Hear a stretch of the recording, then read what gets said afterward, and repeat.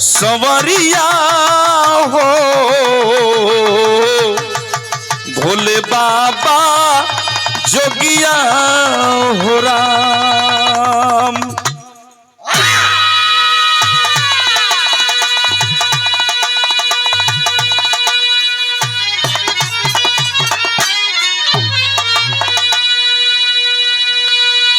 आपके ही बगलिए के ठे ऐसने वीर का हम गाथा गावे चलत थिला जो हिंदुस्तान के लिए दो दो लड़ाइयां लड़ा था और हिंदुस्तान को उपहार भी दिया था। हाँ बस हो जाइए, घबराई मत, हम जानत है। आइए मालिक भूमिका के लाइन कैसे।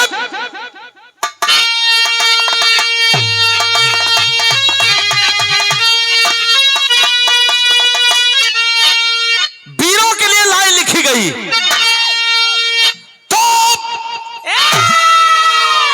सर सजा कर कफन हिंद के नौजवान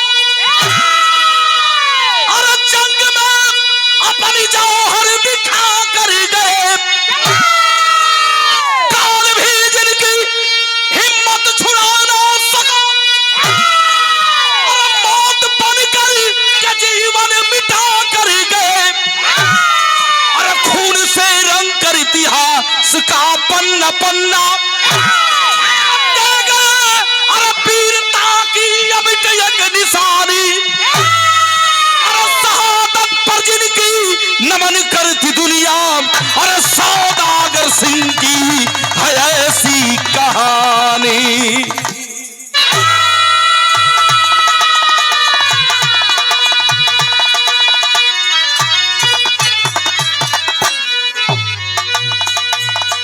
सर सजा कर कफन हिंद के नौजवान जंग में अपना जौहर दिखा कर गए।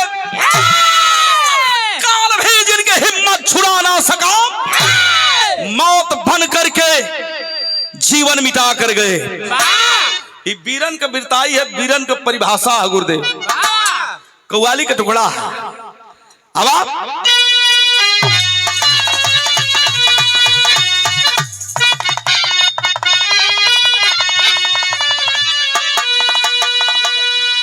वाह, हम तो कुछ और सोच ले। ला बहुत आप लोग कव्वाली सुनेला, केहू टोपी लगावेला, लेकिन कहीं कहीं लोग कोटेशन भी कर देलन। ई करे के ना चाहिए। केहू कहला कि नाम न ले कि हम ही निकासी कैली, हम ही निकासी कैली ना। सब केहू केहू का केहू गौला गावेला, लेकिन हाई देखा बदल गई।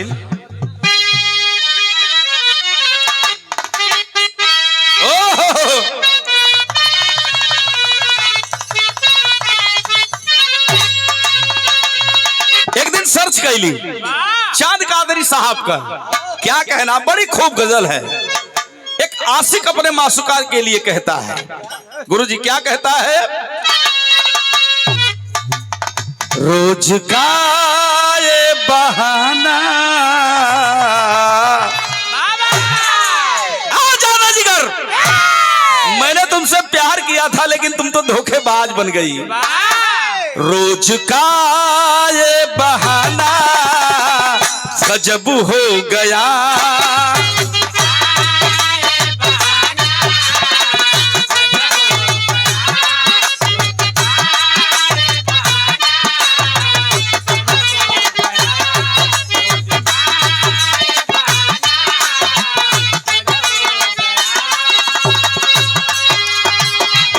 रोज का ये बहाना गजब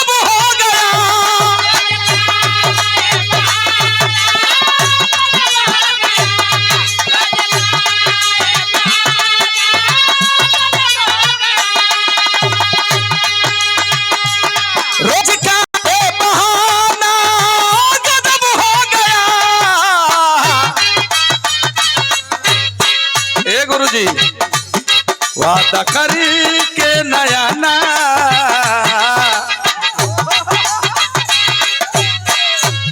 वादा कर के नया ना गजब हो गया।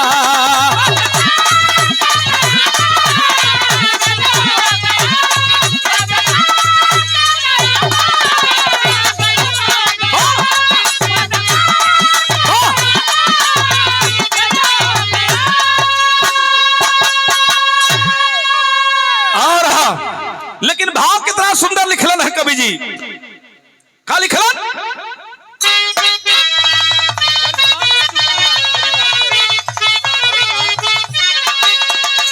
देश के लिए देश का वीर कहता है और धरती माई भारत माई अपने माई का कर्जा चुकावल बड़ी बात है। तो कवि जी लिख दलन भाव का लिखलन कि कर्ज माँ का चुकाना, अरे कर्ज माँ का चुकाना बड़ी बात है।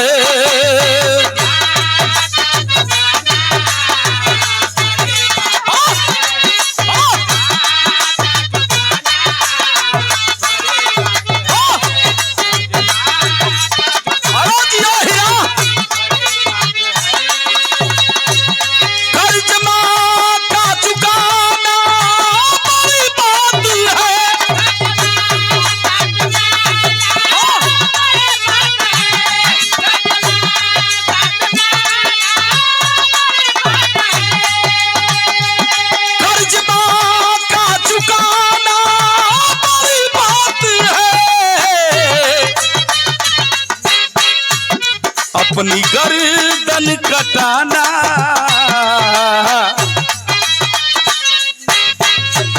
अपनी गर्दन कटाना बड़ी बात है।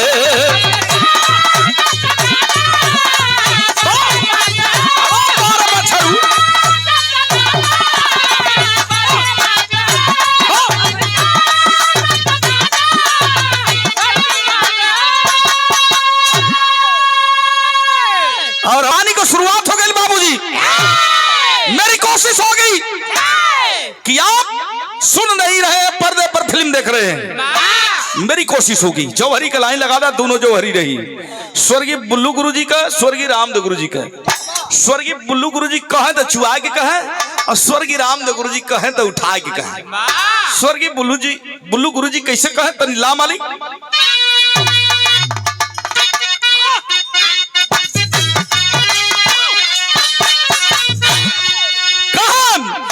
निज वतन पर मरने वाले मर कर भी कभी न मरते, इतिहास गवाही देता जो नाम अमर है करते। कहानी कहाँ का बाप कि आजमगढ़ जिला की धरती में जन्मा था सहलानी,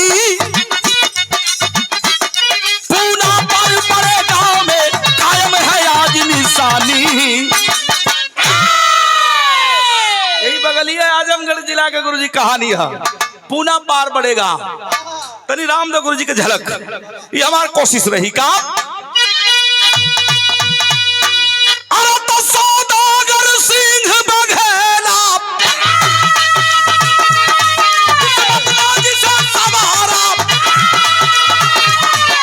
पिता महातिम सिंह के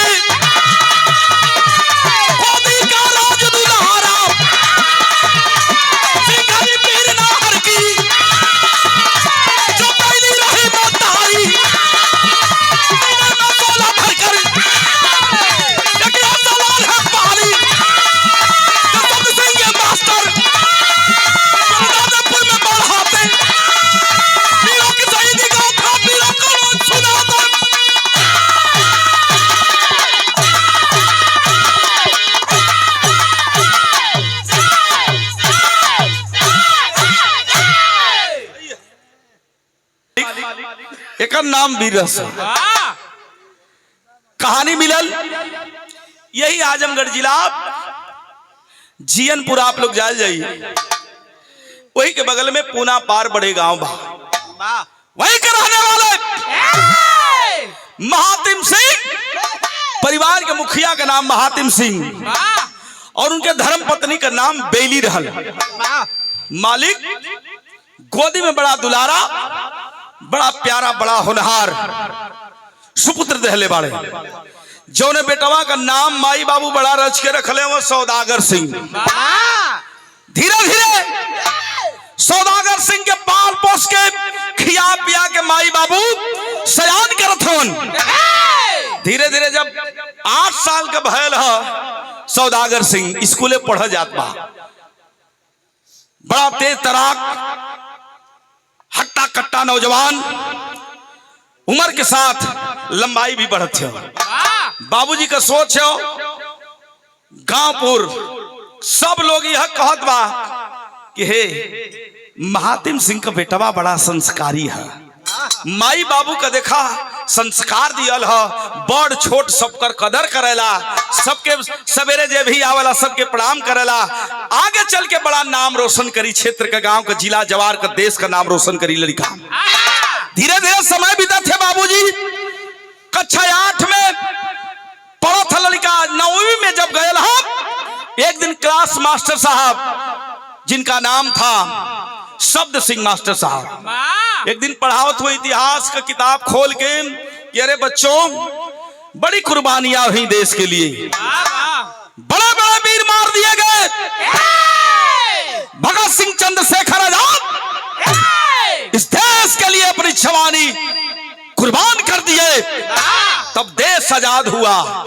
ए भैया 4 बजे छुट्टी भइल, झोरा पटरी लेके लड़का निकलल है सौदागर, ओकरे दिमाग में पंच हो गई कि मास्टर साहब आज पढ़ौले रहलन है कि देश के खातिर बड़ी कुर्बानियां हुई, तब जाकर के देश आजाद हुआ। यह कुलबतिया करत करत अपने घर के पजरे आ गल और घरमा दूठे बाबूजी भैंस रखले वो महातिम सिंह जी और भैंसियन के चारा डालत हो, तब तक झोरा लेके दौड़त पहुंच गल सौदागर और अपने बाबूजी के सामने खड़ा होके एक ठे बात कहते, बाबूजी एक ठे बात कही तोहरा से। महातिम सिंह बाबूजी देखलन कलन करे, बाबू रोज इतना खुश तो के ना देखत रही है, आज का पा गइल बाड़े? तो अपने बाबूजी के सामने बेटवा हंस के एक ठे बात कल से यहाँ गीत लगल है मालिक, कैसे?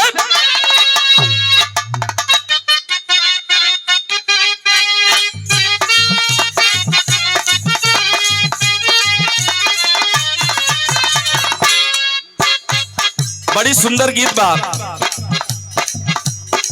कौनो दुल्ही नई नवेली अभी आई ससुरा में, 10 दिन के बाद चल गई नैहरे, सखी कुलैली जुटली, कहली कारे सखी नून गुदरी कैसे कटल बा?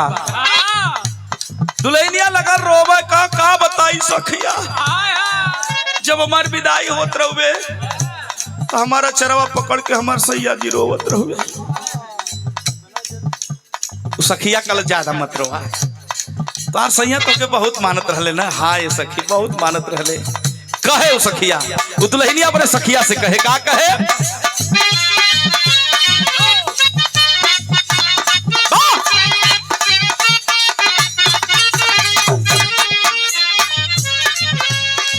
नैहर जाए के हम कैली तैयारिया,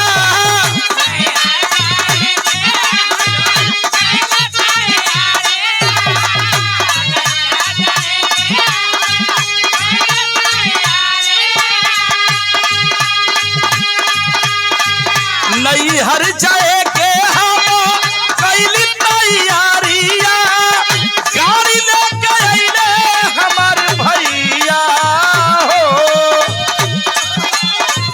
गाड़ी लेके अइले हमार भैया हो, अचरे से मुहवा हो, अचरे से मुहवा तो पी के रोवे लगुए सैया।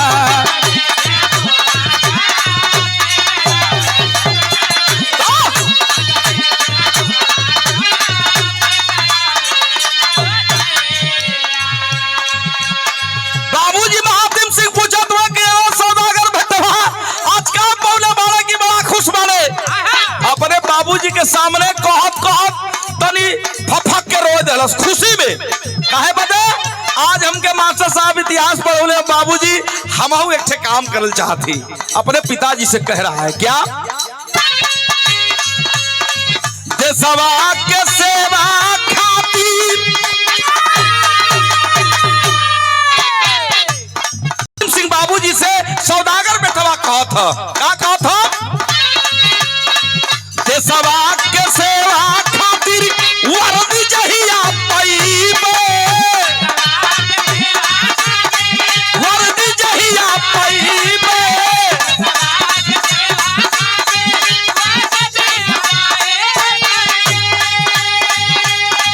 देशवा के सेवा खातिर वर्दी जहिया पैबे, जय हिंद बोलबू चल के बोलिया हो,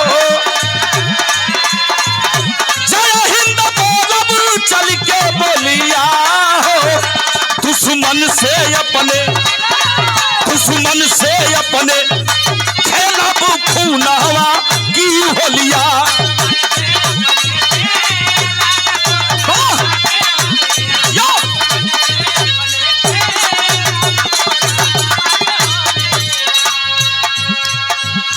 ए बाबरे जी जब इतनी बात कोयर चलाओ तो भाई सिंह के बाबूजी एक तरह सवना चलाओ थोन हौदी में, जब इतनी बात अपने बेटवा से के मुखार बिन से सुनल, हम पीछे मुड़ के देखता हूँ हमारे बेटवा के आंख में आंसू और खुशी का, जाके उठा के गोदी से लगा लेलन। बाबू भी रोए लगलन, कहलन बारे बेटा मैं तेरी सोच को सलाम करता हूँ, हमसे बढ़िया तुहार सोच है लाल, तू देश का सेवा कर चाहत हुआ, देश सेवा दुनिया की सबसे बड़ी सेवा है। का कहलस बेटवा एक से बात और कहलस का,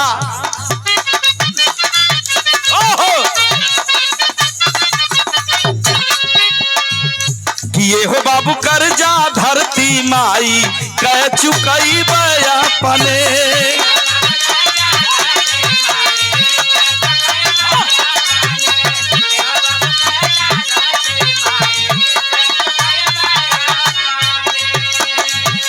ये हो बाबू पीछे नाही कदम के हटाई अपने,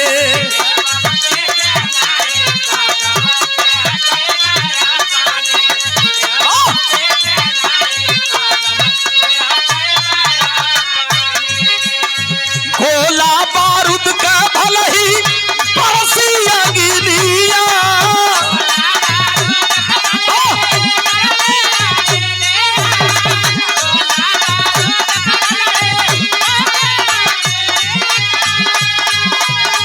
गोला बारूद का भले ही अरे बरसिया गिरिया, सनना सनना सन की गोलियां हो, सनना सनना सन की गोलियां हो, दुश्मन से अपने हो, दुश्मन से अपने खेला वो खूनावा की होलियां।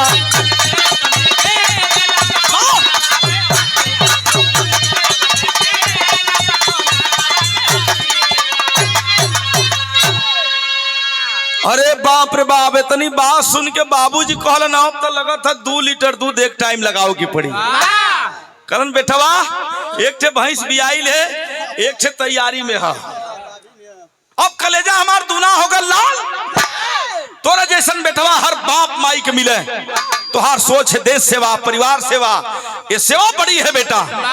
धीरे धीरे प्रमाण मिला बाबूजी की, सौदागर बेटवा तैयारी करे लगल, 3 बजे भोर में उठ के दौड़ लगा के रियाज बना के हट्टा कट्टा जवान अपन रियाज तैयारी कैले बा।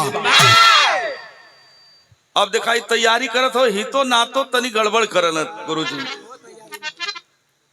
अब लड़का तैयारी में हो, पहले के जमाने में गुरुजी 11 साल 15 साल 9 साल 8 साल का लड़की लेकिन के बियाह हो जाए। अब मम्मा फूफा ढेर मालिक रहे, फूफा अलन कलन की है यही तो जवानी पर लड़का है कहिया बियाह करवा कल बन गई, लड़का तैयारी दूसर करत है, कल की बड़ा बढ़िया रिश्ता है हमारे पहचान का हुआ, बियाह कैला सौदागर के, अरे नौकरी बदे तैयारी करत है, तैयारियां करत रहो बियाह कैला। बाबूजी फंस गए कलन की हितो ना नाराज होतो ना करब तो लगत हितैयो टूट जाई।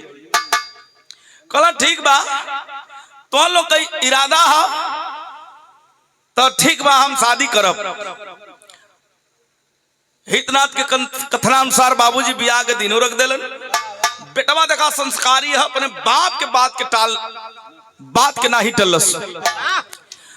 एक दिन कहलन कि बाबूजी तैयारी करे तली ब्याह रख दिला। कहलन कि का करबा बेटा तैयारिया कनो कम हो जाएगा भी हवा। कहलन कि ना ही तैयारिया कम ना होई लेकिन ना करे के चाहत। कहलन ठीक बा ए बाबूजी ब्याह रखा गेल गीत के लहजा बदल गेल मालिक कैसे आवा।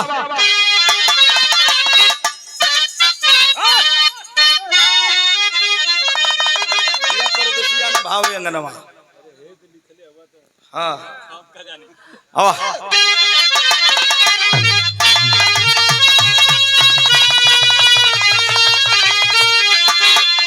देखा स्वर्गीय रामदेव गुरु जी फिर आ गई।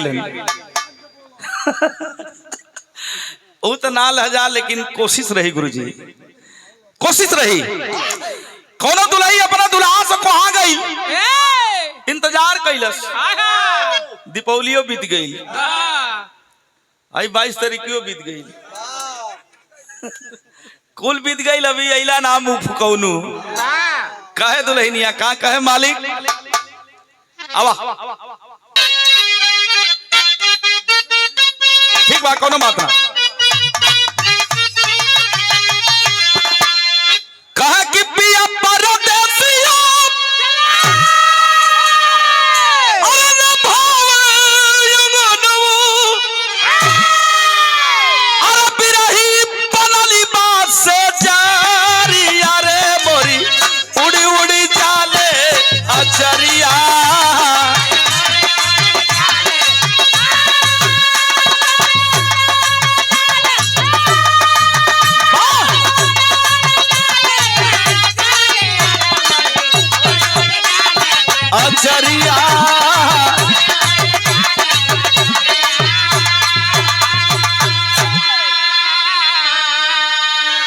आई देखा हितनाथ का बात मान के सौदागर सिंह अरे महातिम सिंह बाबूजी बेटवा सौदागर का बियाह रख दिलन। जब बियाह रख दिलन तो तैयारी है कैसे कि देखी के जुनून बाबू और सोचल मनवा अरे 16 बसंत के मारिया हो कैले शादिया के तैयारिया।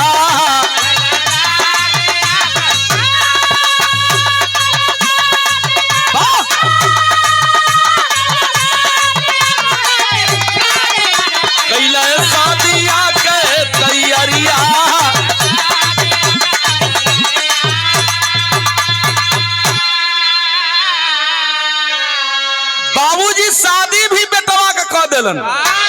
स्त्री देवी जो ही अंगना में पैर रखलिन देखा गुरुजी कबो कबो भाग से टकरा ले तो भाग खुल जाले। जो ही अंगना में स्त्री देवी प्रवेश कैली सौदागर सिंह का दुल्हन तैयारी में है जवान। अभी दुल्हन के ना गल अभी ना गल तो कब तैयारी दूसर है। बाबूजी का बात मान दलस संस्कारी रहल बियाह हो गल। एक दिन जाए के कलश से दुल्हन हमारे दिल का सपना है तो हमारे दिल के करेजा हो सब कुछ है सब कुछ हो। एक बात कहो अपने मंजिल के पास जाई तब सुहाग रात मनी। इन कलश की ऐसा मांगी का सिंदूर ऐसा बहादुर सिंदूर बहुत कम मिलेला। जा से अपन काम करा तो देखा अभी 6 महीना ना बीतल है बाबू गुरुजी अभी 6 महीना ना बीतल है। बनारस में खोली भर्ती निकल है अभी 6 महीना ना बीतल है। एक बनारस में खोली भर्ती निकल है तैयारी में है सौदागर सिंह। गैल तब हल का गीत का लहजा बदल गिल मालिक आवा।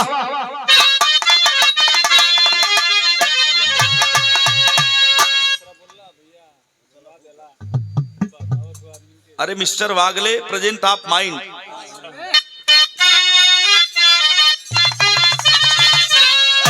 दिखाई कितना सुघर गीत बा।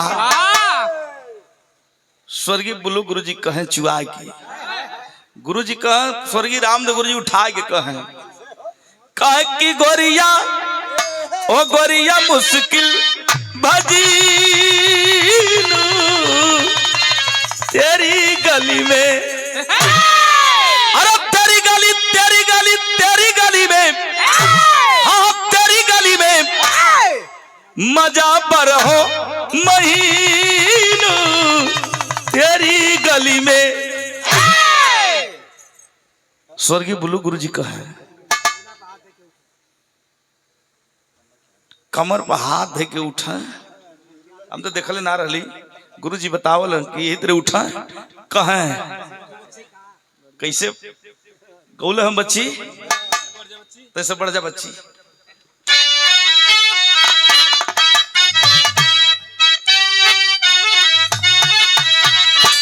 कहे बुल्लू गुरु जी की निकल कोल्हू स्पीडू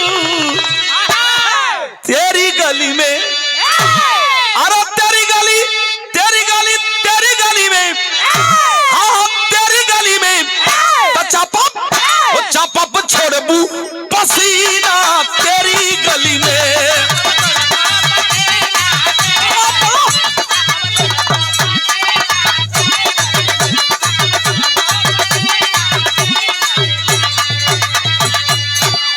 बनारस गया सौदागर सिंह तो देखा दौड़ में शामिल भयल, तो दौड़ में शामिल भयल तो एक्सीलेंट दौड़ मार दहलस।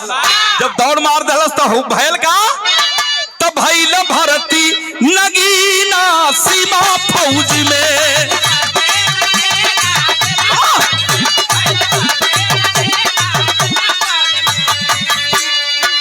तो भइल भर्ती नगीना सीमा फौज, सीमा फौज हो सीमा फौज में तो मिलल वर्दी कचीना सीमा फौज में।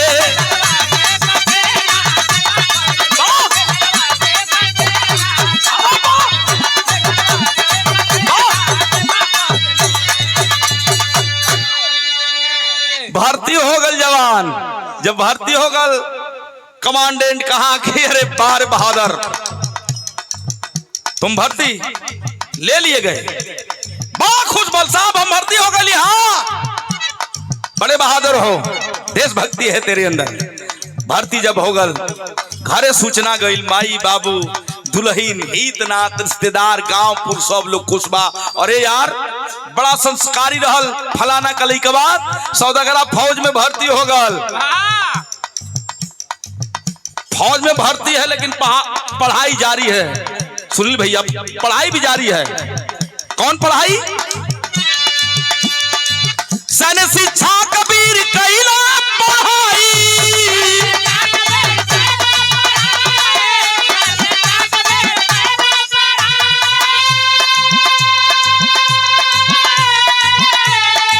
साल में प्रमाण मिलल का चित्तौड़ से गई जवान डिगरी पाई,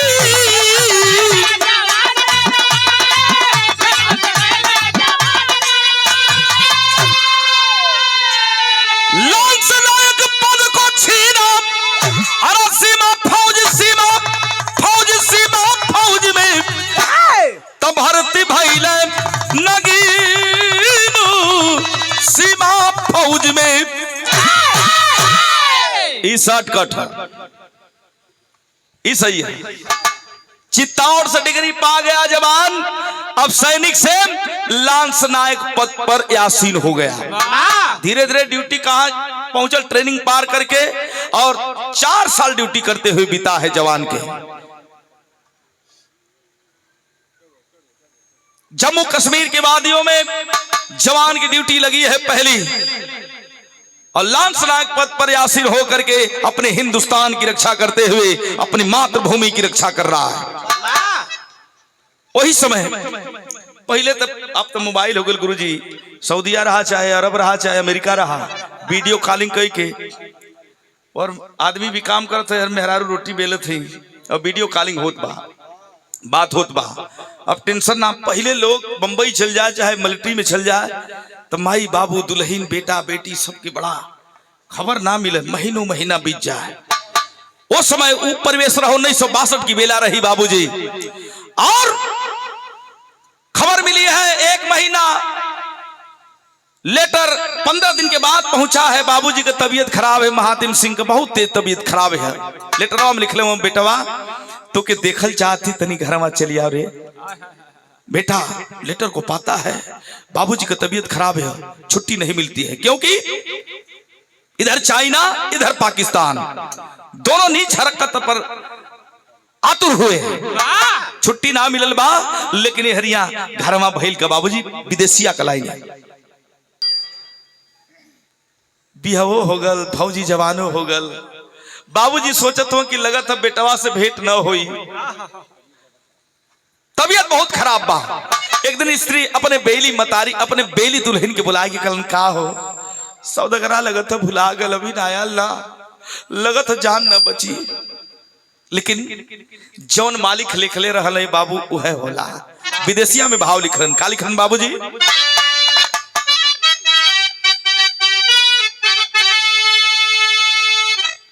कि भैली सगाई बीतल कुछ दिन का समैया हो,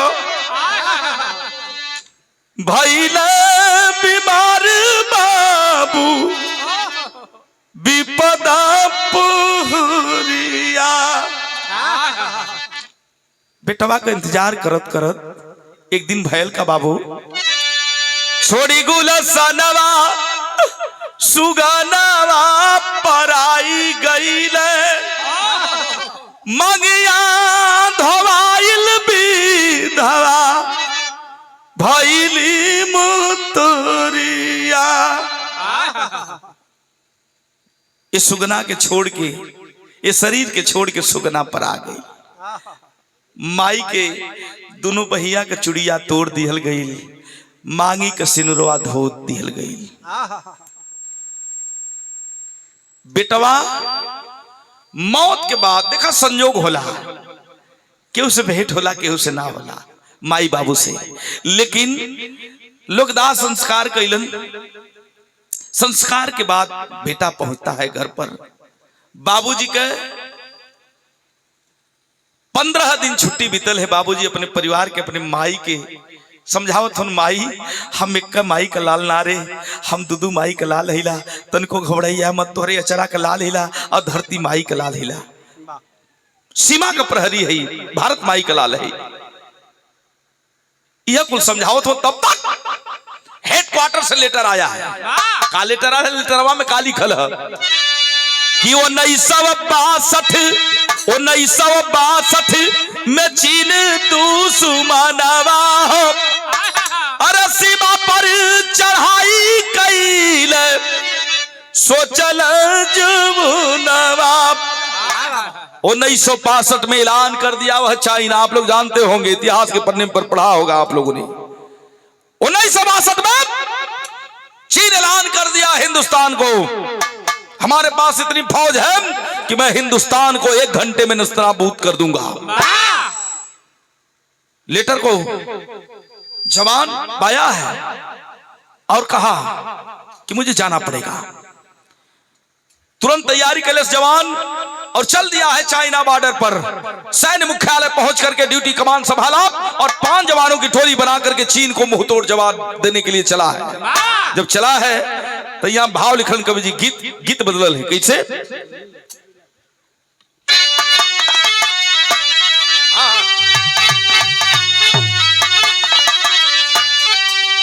काला सकी वतन का कैसे जाई पनिया,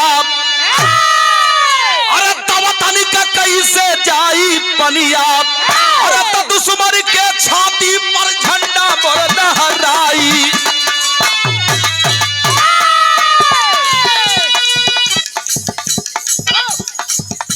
यो लगी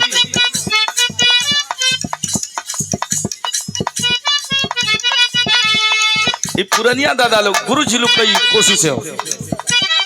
विराह में अब क्यों ना बोलो था, लेकिन स्वर्गीय बुल्लू गुरु जी कह हैं, रतनलाल भैया कहे बुल्लू गुरु जी, जिया जानी ना सुना हमारी गुजर,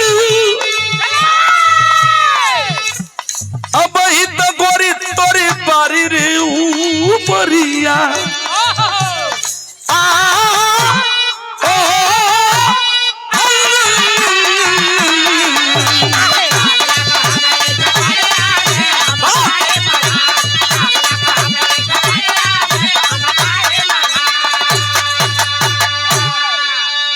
जवान काला सौदागर सिंह किसकी मजाल है जो छेड़ दे दिलेर को, अरे किसकी मजाल है जो छेड़ दे दिलेर को। गर्दिश में कुत्ते भी काट लेते हैं शेर को। अरे चाइना साला, एक हिंदुस्तानी फौजी तेरे 100 फौजियों पर भारी पड़ेगा, ऐलान कर रहा है। पहुंचा सीमा बॉर्डर पर, चाइना के बॉर्डर पर देखल उसके वो हर कई सौ फौजियों की बटालियन गन संभाले हुए हैं और हर खाली 20-25 को सिपाही का बटालियन है। कुल सिपाही तनी क्यों सोचे कि ये भाई वो तो भारी है, भारी पड़ जाएंगे, ढेर ठुरा हुआ हर कम हुआ हम मार दिए जाएंगे। लेकिन सौदागर सिंह बघेला कहा हौसला रखो, एक हिंदुस्तानी फौजी 100 चीनियों पर भारी पड़ेगा। तो यहाँ गीत बदल है मालिक कैसे।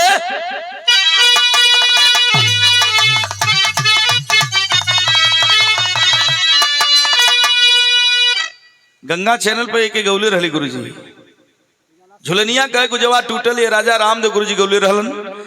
जवनिया में गड़िया छूटल ये राजा। तो उजाला से हमारा रहा मुकाबला, वो कहली कि तोके तुहार ऐठली उजलवे छोड़ाई तो हम कहली, यही गीतिया में कहली। का कहली मालिक,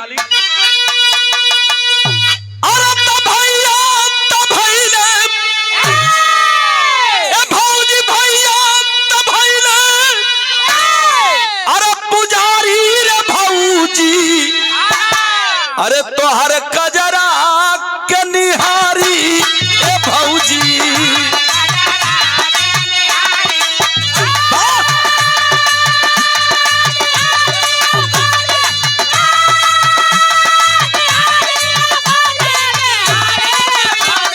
तो हर कजरा के निहारी ए भौजी।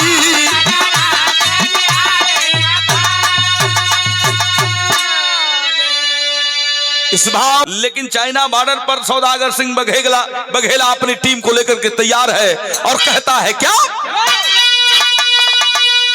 कि अरे साथिन का जत्था, अरे साथिन का जत्था तो फूटल ये बाबू, अरे समरिया में संगवा छूटल ये बाबू।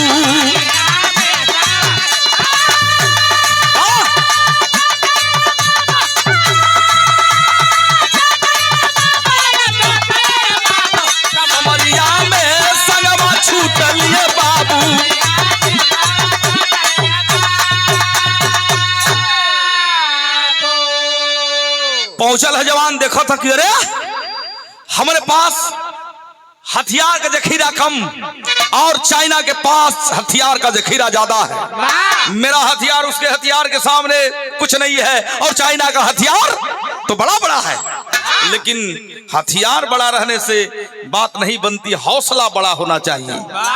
कहत बा कहत की साला अगर घुस के भी मारे को ही चीन में तो हम मारब। कहलस जवान कैलस का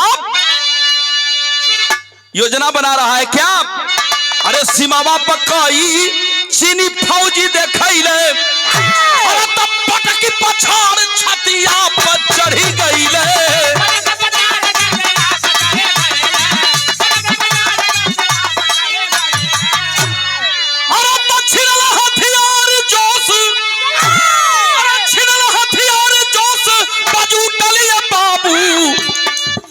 समरिया में संगवा छूटल ये बाबू। मार खरुआत हुआ तू चीन बॉर्डर पार करत हुआ, बॉर्डर की बात, लेकिन पीस के आज बात ठीक रही। सोचा थी कि भाई 3-4 दिन चले के लगातार तनी है जवान, सारा साथी लड़ रहे हैं चाइना से। देखलस अरे साला चढ़ाई कर रहा है, फान गल हो पार, जब फान गल लगल हम मारा पटक के मारा छीन के हथियारवा तड़तड़ा के गोली मारे सारन के 10 गो साफ हो जाए, 10 गो मराए तब 100 गो भाग चिनिया।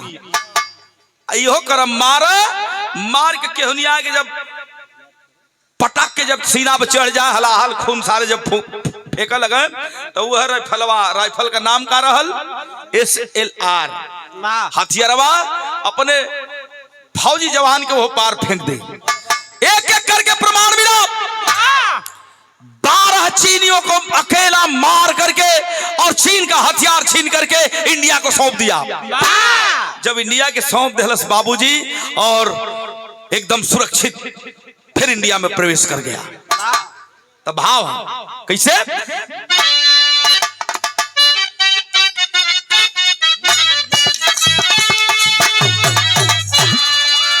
ये देखा कई जिला से चले ले, ये मिर्जापुरी कजरी है गुरुजी। बनारस में कचकचवा लोग कहला के, गाजीपुर में धुनमुनिया और मऊ में लकड़ बघवा। कई जिला से कई तरह लेके आल हो ना, वगैरह वगैरह जिला में तरह तरह के कर नाम है। कैसे भैया मिर्जापुर कजरी है। अब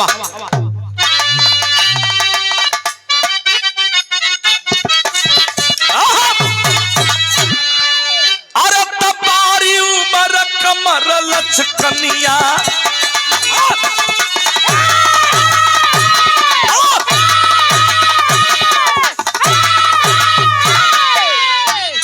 तबारी उमर कमर लचकनिया, गोरिया खींचा निहुर के पनिया, गोरी का झूले झूलनिया ना।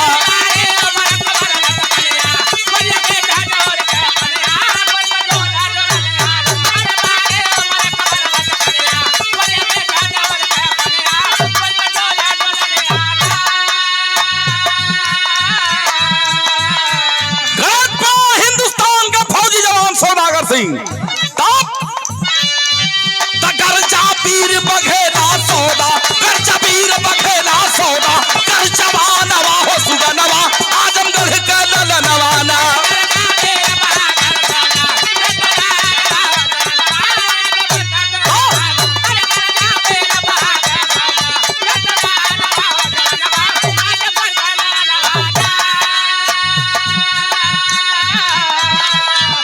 तैयारी में है जवान, ऐलान किया है सौदागर सिंह।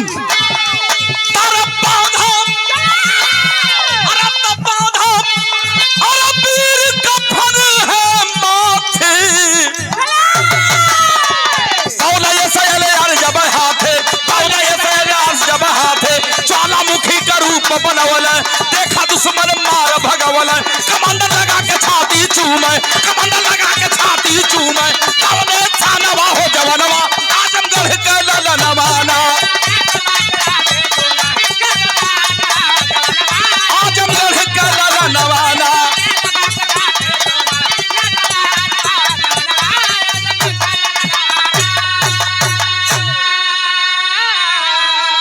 जवनवा हो ललनवा आजमगढ़ के सुगनवाना। ज्वालामुखी जैसा रूप बना करके मार करके चाइना को मुंह तोड़ जवाब दे करके अपने बॉर्डर में अपने हिंदुस्तान में प्रवेश कर दिया। ए भैया कमांडर कमांडेंट कर्नल जब देखे हैं कि वाह, अरे बारे लांस नायक, बारे हौसला तेरा, ये कौन सा हथियार है? कहला देश का वीर सपूत सिपाही कुल देखत होन, बड़े बड़े आला अधिकारी देख रहे हैं कि बारे सौदागर सिंह तो बड़ा नेक काम किया है, हमारा कद ऊंचा कर दिया है। विदेश में साला पाकिस्तान चाइना क्या अमेरिका भी थर्राएगा ऐसे बहादुरों से। रिसर्च होने लगा, ये खबर क्या गई। उस समय इस देश के प्रधानमंत्री हुआ करते थे पंडित जवाहरलाल नेहरू। 1962 में इस आर्यावर्त के इस भारतवर्ष के प्रधानमंत्री हुआ करते थे पंडित जवाहरलाल नेहरू। उनके कानों में खबर गई है कि एक आजमगढ़ का फौजी सौदागर सिंह चीन में घुस करके चीनियों को मारा है और हथियार छीन करके इंडिया को दिया है और रिसर्च हो रहा है। तो बॉर्डर पर उस वीर को बुलाया जाए, मैं उसका सम्मान करना चाहता हूं। मैं उसका स्वागत करना चाहता हूं।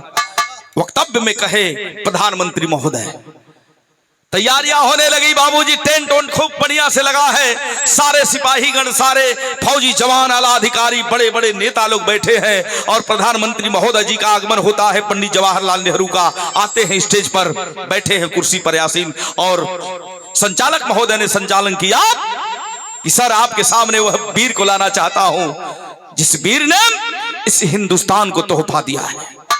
यह एक गीत लगल है मालिक, कैसे?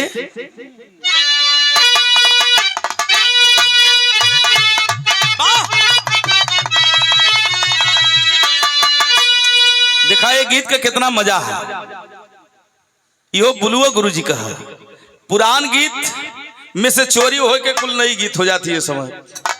पहलवा के बाद कल्पना गौले रही कि बलमुआ हमारा के धरायदा पटना से कौनो गाड़ी, ये समय नई हो गई। बलम जी सरक जाता कमर से स्टोन वाली साड़ी। अब देखा आदमी को भ्रमित खाली भ्रम खाली है। कल्पना जी गौले ने कुल छुपा डुपर गीत रहल, आज उन नई हो गई। लेकिन हाई कुल गीत कबो पुरान न होई मालिक, कैसे? कहा की पतिया कही गईले, अरे तई पतिया कही गईले, पहिले के पुरनिया उड़इल मौज बबुनी। अरे उड़ाइल मौज बबुनी, अरे चबल जवनिया उड़ाइल मौज बबुनी।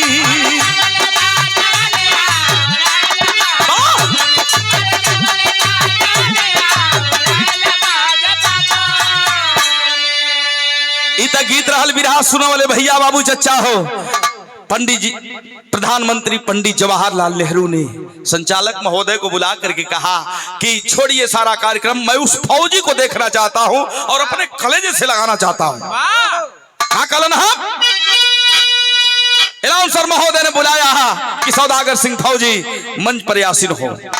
तब नेताजी नेहरू जी कैलन का कि नेहरू जी हंसी के,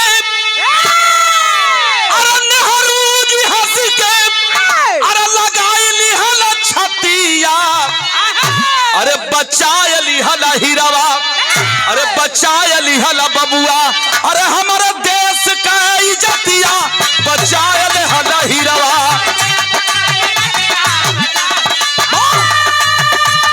अरे जिया बछरू,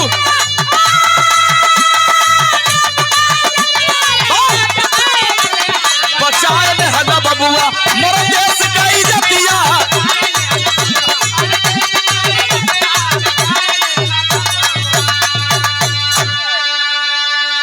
प्रधानमंत्री नेहरू जी कहे तुम्हारे जैसे वीर की जरूरत है वीर। पैर पड़ता है, कहता है सर आपका आशीर्वाद है, बॉस हौसला दीजिए, हम फौजी तैयार हैं देश के लिए, हमारे देश का इज्जतिया। एक बात और कहलन फौजी सौदागर सिंह से कहा,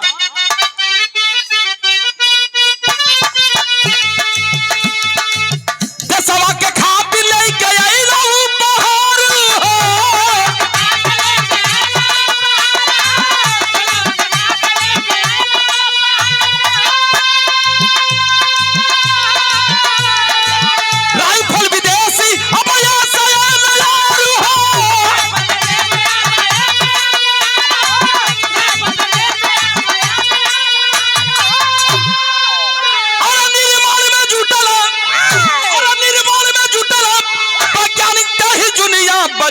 हला बबुआ, मेरा देश का इज्जतिया बचा ली हला बबुआ।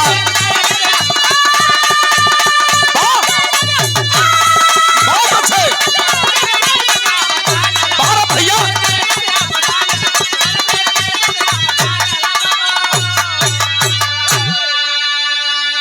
आप देखें 1962 की लड़ाई पार किया है जवान, चाइना को मुंह तोड़ जवाब देकर के हिंदुस्तान को तोहफा दिया एसएलआर हथियार के रूप में। आज उसी फौजी की देन है कि इंडिया में एसएलआर हथियार बनता और एसएलआर राइफल मिला। ए बाबूजी इतना बतिया भी खत्म ना भइल बा। जवान को सम्मानित करके प्रधानमंत्री जी चले गए। 1 महीना बाद ड्यूटी करते हुए 1 महीना बाद उस वीर सपूत फौजी जवान को छुट्टी मिलती है घर जाने के लिए, परिवार में जाने के लिए। बेला कवन है 1965 की बेला धीरे धीरे आ गई है। 3 साल बाद 1965 की बेला आई है बाबूजी। और उस समय घर आया हुआ था जवान अपने स्त्री देवी दुल्हन के साथ। 15 दिन छुट्टी बीतल है, 16वां दिन है। तब तक हेडक्वार्टर से फिर खबर आ जाती है, लेटर आ जाता है कि जवान तुम्हारी छुट्टी कैंसिल की जाती है। पाकिस्तान मानता ही नहीं है, वो हरदम हरकत कर रहा है सरहद पर। उसको मुंह तोड़ जवाब देना है। रात का 11 बजल है। दुल्हन से एक बात कलन, ए दुल्हन अब हमके लगा था सवेरे जाए के पड़ी सीमा सरहद पर, हमार धरती माई हमार भारत माई पुकारत थी। तो दुल्हन स्त्री देवी खड़ी हो जाती है, कली की सैया अभी अपने दिलवा का बतिया कहबो ना कैली, तबले तू तैयारी करवा सवेरे। या झिझिया गीत लगल है मालिक कैसे।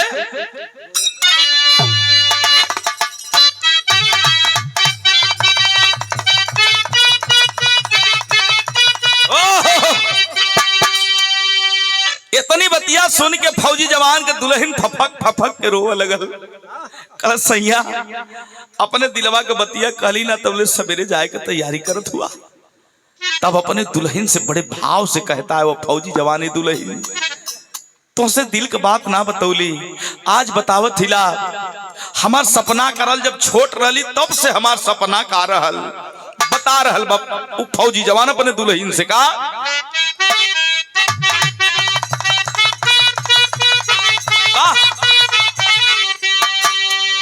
कि रहल कि रहल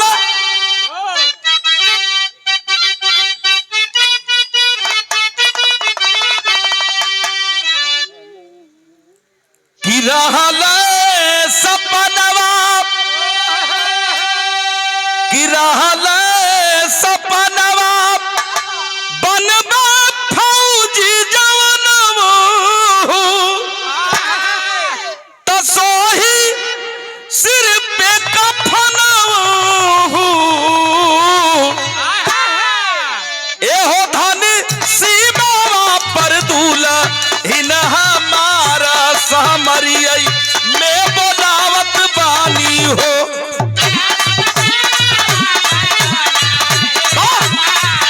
समरियई में बोलावत बानी हो।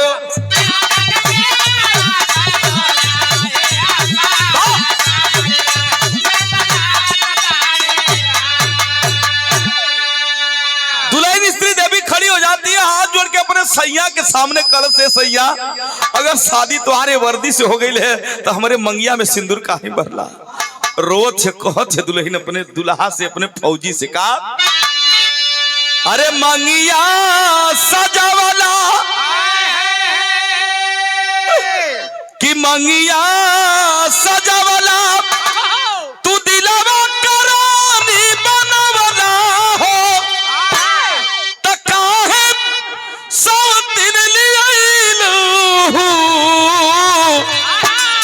एहो पिया तो जनिसाने ही या कटोरा से जरियई आ लगावत बाड़ा हो। या कटोरा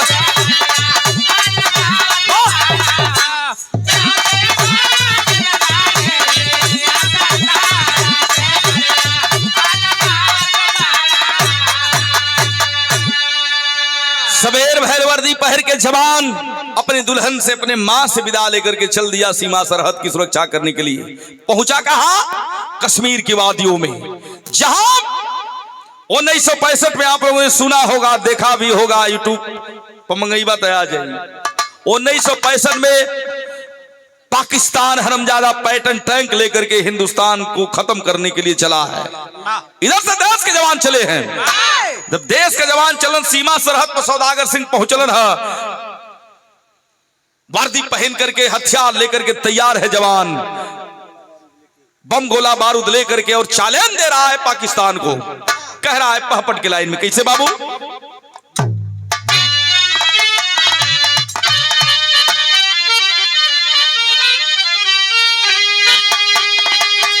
हेलो,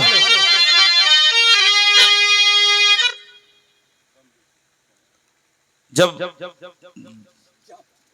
चांपत तब कैसे लिखलन बाबू? अरे चढ़ा के वर्दी, अरे चढ़ा के वर्दी, अरे वतन का पहरेदार सीमा पर चली भइले। अरे करत गर्जना दुश्मन के ललकार सीमा पर चली भइले।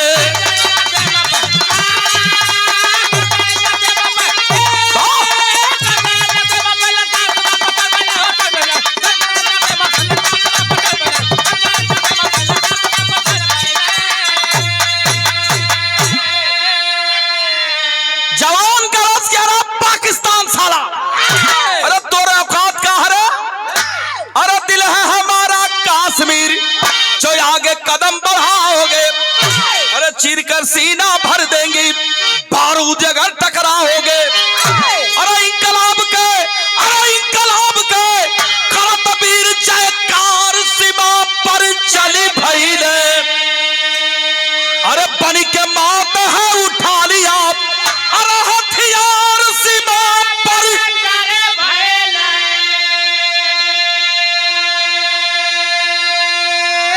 बन के मौत है उठा लिया, हथियार सीमा पर चल भई ने।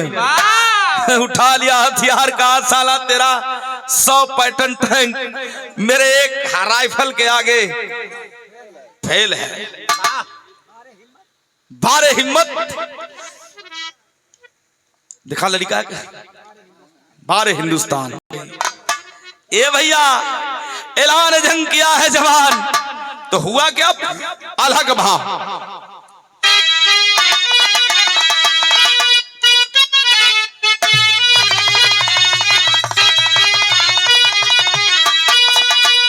ए भैया, बड़ भाग होला दुनी, कि बड़ भाग जग में होला मानव के जनमावा, कि बड़ा भाग दुनिया में मिल पड़ का।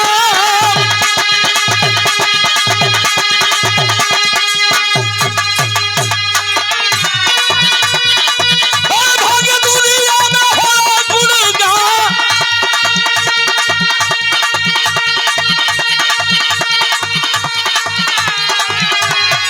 बड़ा भाग मिला सेवा करो का समैया।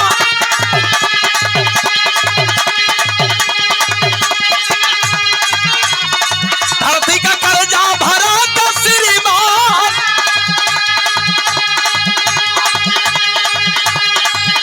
अरे पाना सिंह चौकी पर तैनात भइले वीरावा।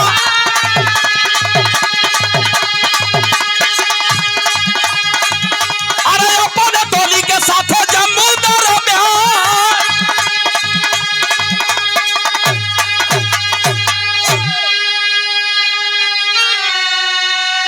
और उस समय इसी गाजीपुर के जिनका नाम इतिहास के पन्नों पर कायम है, 1965 की लड़ाई में वीर अब्दुल हमीद भी थे।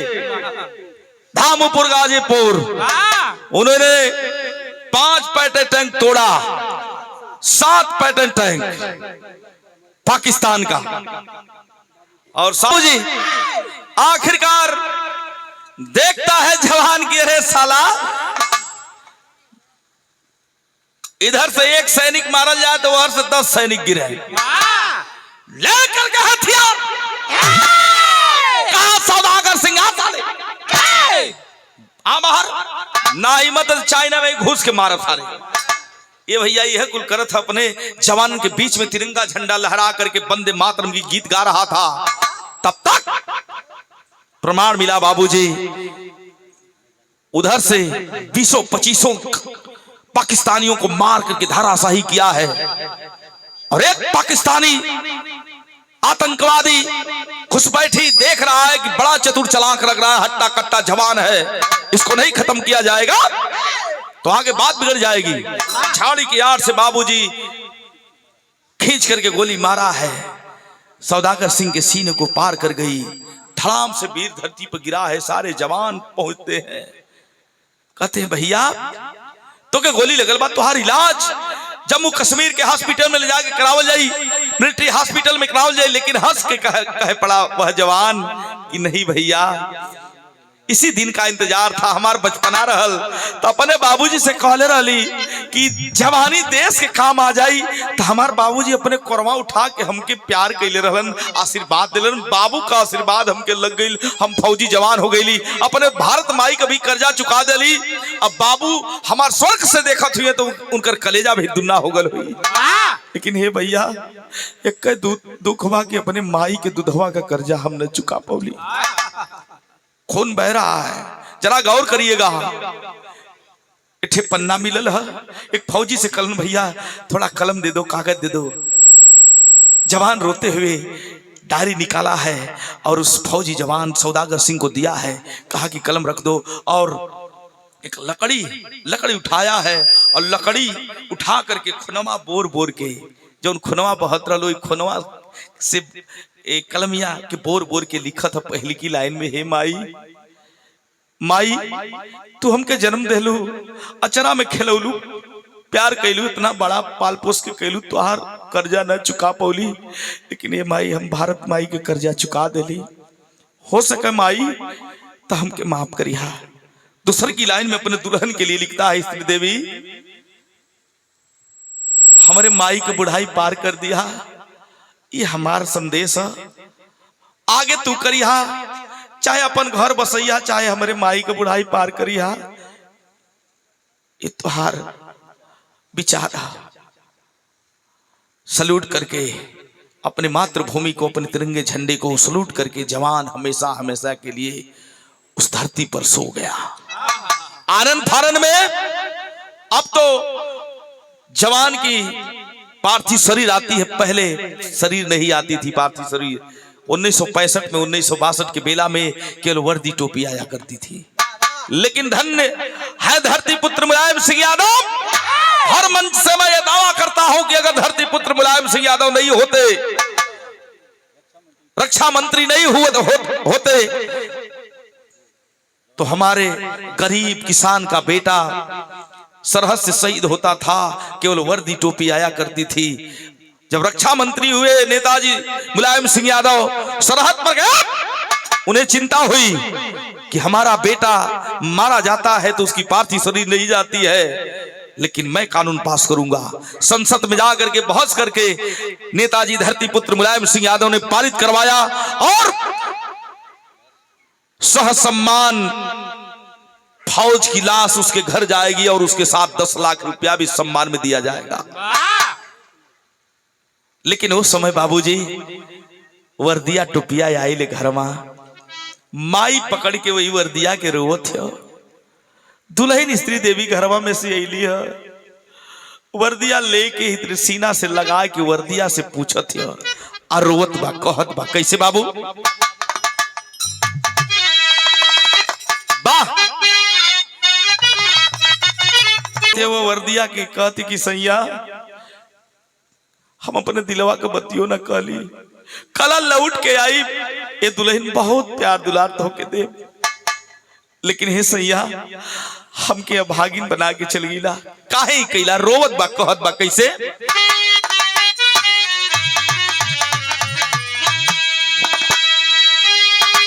यह कहत बा कि अरे आ जईता अखिया के सामनवा, अरे आ जईता अखिया के सामनवा, सजनवा हमरे, सजनवा हमरे,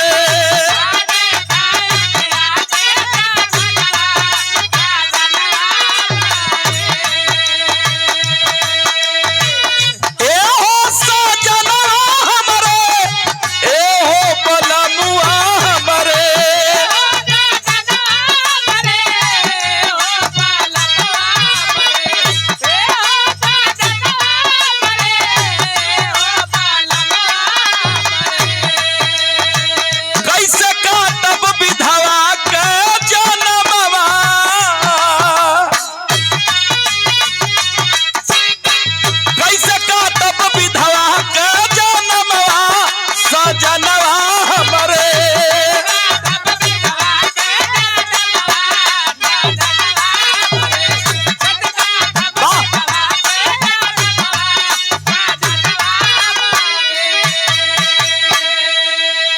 और पुनः एक वर्दी लेके मैयो रोवतिया। प्रमाण मिला, अंतिम दाह संस्कार किया गया। बाबूजी, दुख तो दुख होता है, लेकिन माई कहतिया कि हमार बेटवा मरल लेके, हमार बेटवा अमर बा, देश के लिए हमार बेटा काम आलो। हे मालिक, अगला जन्म में हमार बेटवा हमरे फिर कोखी में जन्म ले। माई का सोचबा। एक वीर की यह गाथा रही बाबूजी। लेकिन आज भी प्रमाण मिलता है इसी आजमगढ़ जीयनपुर बड़े गांव की धरती पर आज भी होता है क्या। यही जीयनपुर में आप लोग जाइए तो वो वीर सौदागर सिंह का पूना पार बड़े गांव में मूर्ति लगी है और परमवीर चक्र भी मिला है उस जवान को। आज भी होता है क्या उस जीयनपुर की धरती, बड़े गांव की धरती पर आज भी होता है क्या। वीरों के लिए वीरों की गाथा तो गाथा होती है। खड़ी का लाइन है कैसे।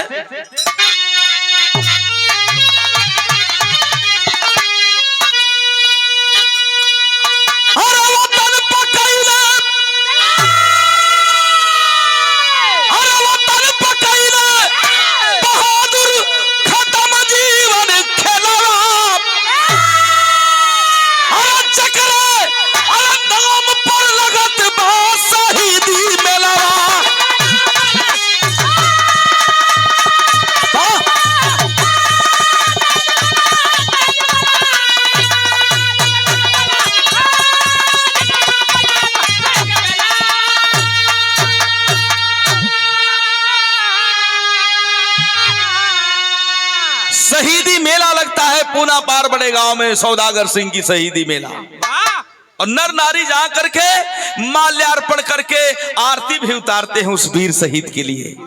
कहना है क्या, अरे पूना पार बड़े गांव का पावन धरतिया, अरे नर नारी वीर का उतारा नया रतिया।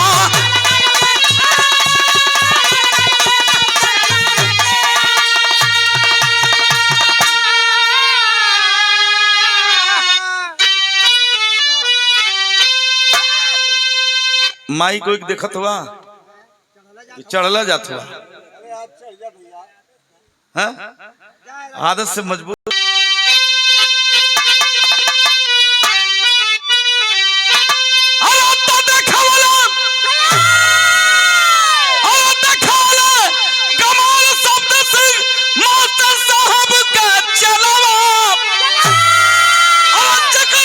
नाम पर लगत बा शहीदी मेला।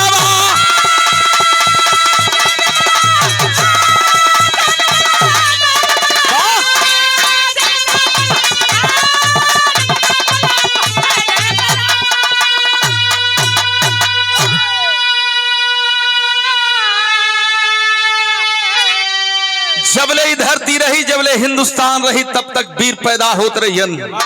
बहुत बहुत श्रद्धांजलि अर्पित करता हूं, नमन करता हूं वीर के चरणों में, वीरों के चरणों में आखिरी भाव। गुरु बिहारी गुरुदेश, धन्य देश के वीर प्यारे लाल जी, कवि रामानंद जी, भारत के तकदीर।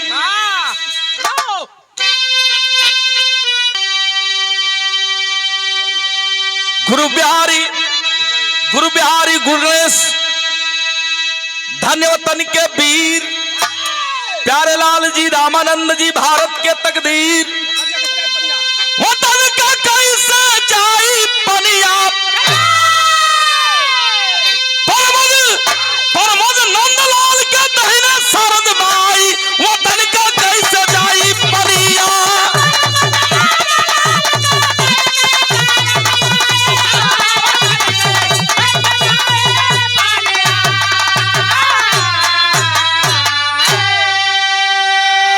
बहुत बहुत धन्यवाद।